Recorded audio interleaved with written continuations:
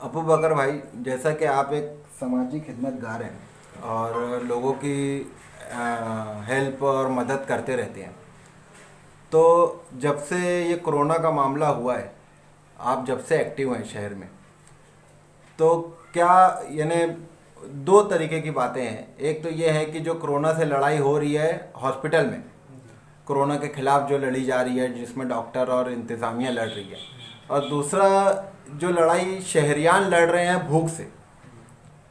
तो पहला सवाल ये कि जो आपने हॉस्पिटल में जो लड़ाई लड़ते हुए डॉक्टरों को देखा, तो उस बारे में आपका क्या एक्सपीरियंस रहा, क्या तजुर्बात रहे, वो आप बताइए। मैं अव्वल रोज से इस कोरोना वायरस की वबा के दरमियान अव्वल रोज से मैं फील्ड पर हूँ। मैंने देखा है कि डॉक्टर्स का बहुत बड़ी कुर्बानी है। वो बेचारे अपनी जान हथेली पर लेकर के आवाम की खिदमत में लगे हुए, लेकिन चूंकि ये बीमारी ऐसी है कि वो चाह करके भी वो वैसी खिदमत अंजाम नहीं दे पा रहे। तो वहाँ का जो डॉक्टर्स अपनी खिदमत अंजाम दे रहे हैं, लेकिन वहाँ का जो स्टाफ है, वहाँ पर स्टाफ के लोग अपने पेशेंट को मुतमईन नहीं कर पा रहे। जैसा कि उन्हें मैं वहाँ पर मेरे मोहल्ले के बेलबाग के खुशामदपुरे के कई पेशेंट्स वहाँ पर थे जीवन हॉस्पिटल में, उनकी डेथ हो गई। डेथ होने के बाद जब मैं उन्हें बॉडी पैक करने की जब बात आई, तो रिश्तेदार लोग घबराते हैं आमतौर पर कि यार कोरोना का पेशेंट है, कैसे वो पैक करेंगे, कैसे हाथ लगाएंगे। तो फिर सोशल वर्कर होने की हैसियत से मैं अल्हम्दुलिल्लाह मुझ में ये है चाह, तो मैं वहाँ पर पूरी पीपीई किट पहन करके वहाँ पर खिदमत में लग रहा और बॉडी को पैक किया। तो बॉडी को पैक करते समय मैंने एक चीज़ जो नोट किया कि कोई पेशेंट पानी की शदीद ज़रूरत उसको है, तो वो हाथ से इशारा कर रहा है, वो हाथ से जोड़ करके मुझसे पानी की रिक्वेस्ट कर रहा है, बोले बेटा मुझे पानी पिला दो, बहुत ज़ोर प्यास लगी है, काफ़ी टाइम से प्यासा हूँ। तो मैं बॉडी पैक करते करते उनको पानी पिला रहा हूँ। एक पेशेंट आवाज़ दे रहा है कि मुझे ऑक्सीजन बहुत ज़्यादा है, सांस लेने में बहुत दिक्कत आ रही है, तो मुझको थोड़ा सा ऑक्सीजन कम करना है।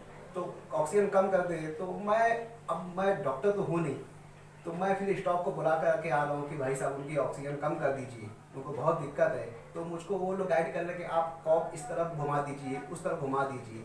मतलब बोलने का वहाँ का स्टाफ भी जो है सही ढंग से काम करने को तैयार नहीं, या उनके पेशेंट को पास आने को तैयार नहीं है। बहरहाल जैसे वैसे मैं बुला बुला कर लाता रहा। 4 घंटा 5 घंटा मैं अंदर रहा पेशेंट के पास, और कोरोना के मरीजों से बातें करता रहा, उन्हें हौसला अफजाई देता रहा। किसी को पानी पिला रहा हूँ, किसी को ऑक्सीजन कम कर रहा हूँ, किसी को बेड ढीला हो गया, ढीला वो स्टार्ट कर रहा हूँ। मेरी ये चाहत है कि वहाँ के स्टाफ कम से कम हर 10 मिनट पर वहाँ राउंड मारे, मरीजों से पूछे कि उन्हें क्या तकलीफ है, क्या दिक्कत है, क्या जरूरत। दूसरी बात ये है कि जो राशन का जो मामला है, वो आज शहर गरीबों का शहर है। हमारे शहर मालेगांव 70% झोपड़पट्टी में बसा हुआ है। मैं ऐसा मानता हूँ कि मालेगांव के कॉलोनी, नई मालदा कॉलोनी जो है, ये शहर के इंतहाई गरीब कम्युनिटी से उड़ करके वहाँ पर गए हैं बेचारे लोग। तो वहाँ पर उनका पुरसान हाल कोई था नहीं। सबसे पहले मैं मेरा वार्ड के बेलबाग के हम लोग नौजवान मौलवी अब्दुल्ला गुरु है ना, और मेरे तमाम नौजवान के साथ मैं वहाँ पर विज़िट किया, और वहाँ पर दौरा करने के बाद उनके हालात जाने और उन्हें क्या तकलीफ़ है, क्या ज़रूरत है। तो उन्होंने बेचारे नम आँखों से मुझे बोले कि यार हम लोग को तुम पहले शख्स हो या पहला ग्रुप है मालेगांव से जो हमारी खबरगिरी के लिए आए। तो मैं 2 रोज़ के बाद उनको वादा किया था कि मैं 2 रोज़ में आप लोग को पास मैं अपनी राशन की रिलीफ लेकर के आऊँगा इंशाल्लाह, ये मेरा वादा है। और अल्हम्दुलिल्लाह 2 दिन बाद मैं उनके पास पहुँचा और उन्हें अपनी इमदाद पहुँचाई।